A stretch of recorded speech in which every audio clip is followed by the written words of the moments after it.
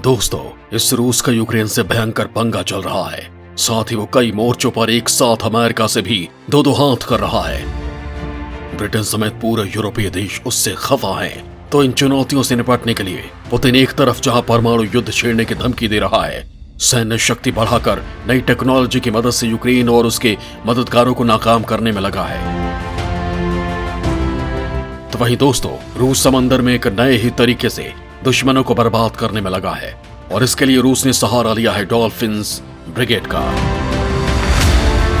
जी हां दोस्तों, आप लोगों ने सही सुना, समंदर में मिलने वाली डॉल्फिन मछली, क्योंकि समंदर में ये जीव किसी कमांडो से कम नहीं होते हैं। बेहद शातिर और बेहद चपल डॉल्फिन ब्रिगेड पलक झपकते ही दुश्मन की जल समाधि बना देती है।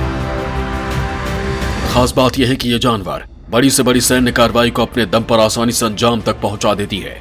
रूस समंदर के अंदर मौजूद किसी भी खतरे से निपटने के लिए एक लंबे वक्त से ट्रेंड कर रहा था। वैसे भी केवल डॉल्फिन ही नहीं बल्कि पुतिन की टीम व्हेल और सील को भी ट्रेनिंग दे रही थी। कुछ वक्त पहले इस बात का खुलासा सैटेलाइट तस्वीरें कर भी चुकी हैं। तो अब इस ब्रिगेड को भी समंदर में उतारा जा चुका है। काला सागर में बाकायदा अपनी पनडुब्बियों के साथ साथ इन ट्रेन डॉल्फिन्स मछलियों की पूरी ब्रिगेड को तैनात किया है। दोस्तों, इस वीडियो में मैं आपको रूस की इसी डॉल्फिन ब्रिगेड को डिकोड करने वाला हूँ, जो अमेरिका और यूरोप के नाक में दम कर रही है। तो आखिर ये मछलियों की फौज कैसे काम कर रही है, इनके जरिए रूस कैसे दुश्मन को मात दे रहा है, और रूस की फौज में डॉल्फिन के अलावा व्हेल और सील मछलियां क्या कुछ कर रही हैं। साथ ही दोस्तों, रूस के अलावा ये कौन से देश हैं जो इस तरह की मछलियों का इस्तेमाल फौज में हथियार की तरह कर रहे हैं। रूस के किलर डॉल्फिन ने मचाई तबाही, अमेरिका और यूक्रेन के नाक में किया दम।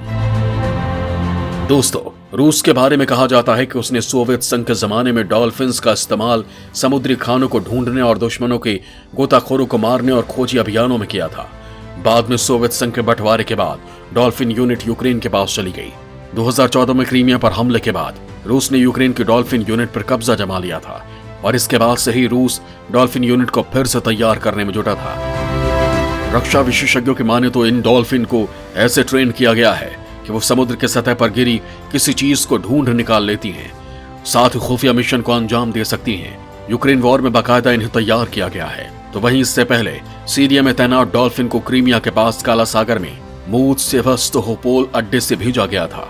दोस्तों, आपको बता दें कि डॉल्फिन्स और सी लायन जैसे जीवों का इस्तेमाल उनके विशेष क्षमताओं के कारण होता है। जैसे डॉल्फिन्स में बायोलॉजिकल सोनार यानी ध्वनि तरंगों का इस्तेमाल कर किसी वस्तु या पदार्थ की दूरी, ऊंचाई, दिशा, चाल का दूर से ही पता लगाने में सक्षम होती हैं, जबकि सी लायंस में पानी के नीचे देखने और सुनने की जबरदस्त क्षमता होती है। ये दोनों ही गहरे पानी में गोता लगा सकते हैं और बहुत ही तेज होते हैं। अपनी इन्हीं खूबियों की वजह से ये समुद्री जीव रूसी नेवी का हिस्सा बनते हैं। साथ ही इनमें चीजों को जल्दी सीखने समझने की क्षमता होती है। अपनी इन्हीं खूबियों के कारण डॉल्फिन समुद्री खानों को खोजने, दुश्मन के जहाजों का पता लगाने, खो गए गोताखोरों को वापस लाने और कई बार तो दुश्मन के तैराकों और गोताखोरों को मारने के भी काम आती है। दरअसल इसके लिए डॉल्फिन्स पर हार्पून्स या ठीक से कहें तो भाले जैसी चीज लगा दी जाती है, और इससे ये दुश्मन तैराक को मार भी सकती हैं। कहा जाता है कि डॉल्फिन सोवियत जहाजों और दुश्मन के जहाजों के बीच उनके प्रोपेलर से फर्क कर लेती हैं। दोस्तों, आपको बता देता हूं कि रूस ने केवल डॉल्फिन को ही ट्रेन कर खतरनाक हथियार नहीं बनाया है, बल्कि उसके समंदर की फौज में व्हील और सी लायंस जैसे जीव भी शामिल हैं। रूसी नौसेना ने एक और मरीन मैमल प्रोग्राम आर्कटिक क्षेत्र में चलाया है। यहाँ पर बलूगा, व्हेल, मछलियों और सी लायंस को ट्रेन किया गया है। यहाँ एक उथले समुद्र में सी लायन फोर्स को दुश्मन तैराक या गोताखोरों के पैरों को जकड़ने के लिए प्रशिक्षित किया गया है। इसके साथ ही व्हेल को भी उसके बड़े आकार की वजह से ट्रेन किया गया है। इस बात का खुलासा तब हुआ था जब एक व्हेल मछली रूस के ट्रेनिंग प्रोग्राम से भाग निकली थी। हवल्दी आमिर व्हेल मछली उस समय निकल भागी थी जब कुछ व्हेल मछलियों को ओल्न्या गुबा सबमरीन बेस ले जाया जा रहा था। ओल्न्या बेस पर ही रूस की जासूसी पनडुब्बियां मौजूद हैं। बेलुगा व्हेल मछलियां डॉल्फिन की तुलना में बड़ी और धीमी रफ्तार से चलती हैं, लेकिन ये मछलियां आर्कटिक के बर्फीले पानी में ज्यादा कारगर हैं। ओलेनिया बेस के पास ही रूस ने एक ब्रीडिंग सेंटर बना रखा है जिसमें इन मछलियों को पैदा किया जाता है। आपको बता दें कि रूस में डॉल्फिन्स ब्रिगेड को लेकर बड़ी जानकारी साल 2000 में सामने आई थी, जब रूसी सेना ने डॉल्फिन के एक समूह को ट्रेनिंग दी थी। उनका काम समुद्र में दुश्मन की पहचान करके सेना तक जानकारी पहुंचाना था। यूं भी सोवियत संघ और रूस में जानवरों को सेना में इस्तेमाल करने का पूरा रिकॉर्ड रहा है। इसके जरिए वो जासूसी के काम के साथ कई हमलावर कामों को अंजाम देते रहते हैं। अब भी कई देशों में जानवरों, पक्षियों और समुद्री जीवों को सेना के काम में इस्तेमाल किया जा रहा है। वैसे यूक्रेन पर अटैक से कुछ वक्त पहले रूसी सेना ने बाकायदा ऑनलाइन टेंडर जारी किया था। तब रूस को अपनी सेना के लिए एक नर और 2 मादा बोटल न्यूज डॉल्फिन्स चाहिए थी। पुतिन सरकार ने इसके लिए ब्रोकर्स को $24,000 का ऑफर दिया था। वैसे दोस्तों, केवल रूस ही नहीं बल्कि जिस यूक्रेन पर रूस ने अटैक किया है वो तो इस मामले में बादशाह है, तो वहीं अमेरिका और ईरान के पास भी बेहद शातिर डॉल्फिन आर्मी मौजूद है। अमेरिका भी करता है डॉल्फिन्स ब्रिगेड का इस्तेमाल। अमेरिकी सेना डॉल्फिन को दे रही है कमांडो ट्रेनिंग। न सिर्फ रूस बल्कि अमेरिकी नेवी भी डॉल्फिन्स और सी लायंस का इस्तेमाल अपने समुद्री अभियानों के लिए करती रही है। हालांकि अमेरिका हमेशा से ही डॉल्फिन्स के इस्तेमाल की खबरों को नकारता रहा है, लेकिन माना जाता है कि अमेरिका ने भी 1950 के दशक से ही इन समुद्री जीवों को सैन्य अभियानों के लिए ट्रेनिंग देनी शुरू कर दी थी। डॉल्फिन्स ने ही वियतनाम और पर्शियन गल्फ वॉर के दौरान अमेरिका की रक्षा करने में अहम भूमिका निभाई थी। आज भी डॉल्फिन्स और सी लायन अमेरिकी बंदरगाहों और नेवी के साजो सामानों की रक्षा करती हैं। अमेरिकी सेना में न केवल डॉल्फिन्स की भर्ती लगातार जारी है बल्कि उनको कमांडो ट्रेनिंग भी दे रही है। अमेरिकी सेना डॉल्फिन को इस तरह की ट्रेनिंग दे रही है कि वो दुश्मन की सेना या आतंकवादियों को समुद्र में ही मार गिराए। अब अमेरिकी सेना डॉल्फिन को ऐसी ट्रेनिंग दे रही है कि वो मछली पकड़ने के हथियार हार्पून से दुश्मन या आतंकियों पर हमला कर दे। अमेरिकी नौसेना ने शीत युद्ध के दौरान पानी के भीतर बिछाई गई बारूदी सुरंग का पता लगाने के लिए डॉल्फिन का इस्तेमाल किया था। अफ्रीकी देश दुश्मनों की बारूदी सुरंग पहचानने के लिए चूहों का इस्तेमाल करते हैं। इनका वजन हल्का होने से बारूदी सुरंग के फटने का खतरा भी कम रहता है। इराक युद्ध के समय अमेरिकी सेना ने डॉल्फिन की मदद से बंदरगाहों के पास बारूदी सुरंगों की पहचान की थी और उन्हें निष्क्रिय किया था। अमेरिकी सेना उसे आज भी बड़ी उपलब्धि मानती है। हालांकि दोस्तों, साल 2005 में अमेरिका में आए विनाशकारी कैटरीना तूफान के वक्त भी सेना की डॉल्फिन मैक्सिको की खाड़ी तक पहुंच गई थी। उन सभी में जहरीली डार्ट गन फिट की गई थी जो किसी को भी मारने में सक्षम थी। अगर कोई भी उनके करीब आता तो वो उन्हें दुश्मन समझकर मार सकती थी, लेकिन ऐसा नहीं हुआ। इतनी बड़ी घटना होने के बावजूद अमेरिकी सेना ने यह स्वीकार नहीं किया था कि उनके सैन्य डॉल्फिन मिसिंग है। बाद में उन्हें कैसे वापस लाया गया यह आज तक गोपनीय है। हालांकि अब अमेरिका ऐसी डॉल्फिन्स को विशेष स्थान पर रखता है जिसकी जानकारी बड़े अफसरों को ही होती है। अमेरिकी सेना डॉल्फिन्स को ट्रेनिंग देने के अपने नए तरीके से ये मान रही है कि समुद्र में पानी के अंदर भले ही बंदूक किसी दुश्मन को नहीं मार पाए, लेकिन डॉल्फिन जरूर मार डालेगी। ईरान के पास भी है किलर डॉल्फिन्स आर्मी।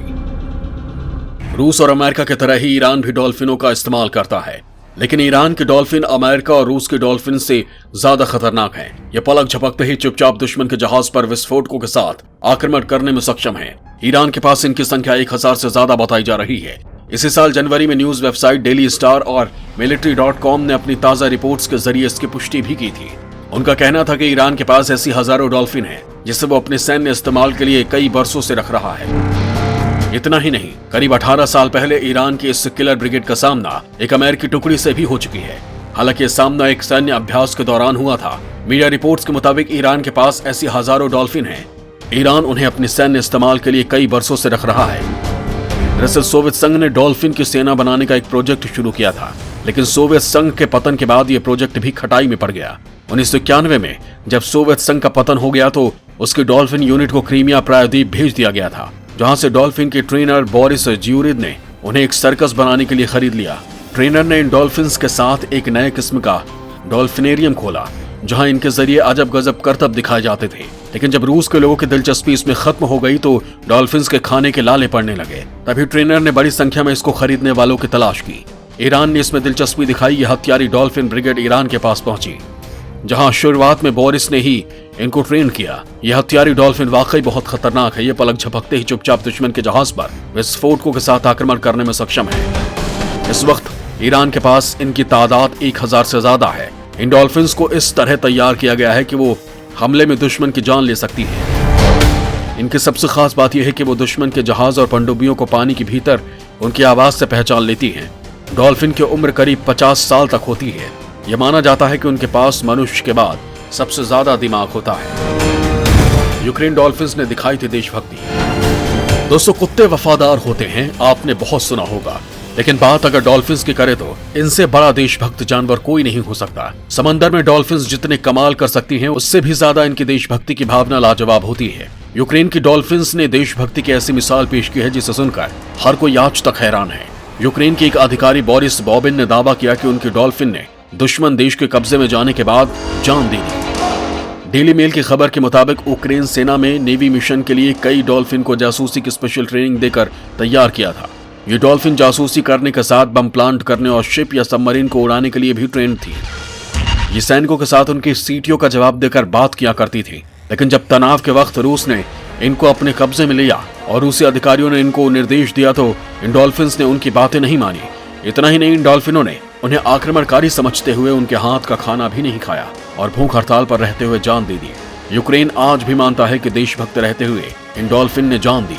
हालांकि रूस ने इन दावों को खारिज कर दिया है। रूसी अधिकारी डिमिट्री बेलिक के मुताबिक 2014 के बाद इन डॉल्फिन को बेच दिया गया था, जिससे इनकी नेचुरल डेथ हो गई है।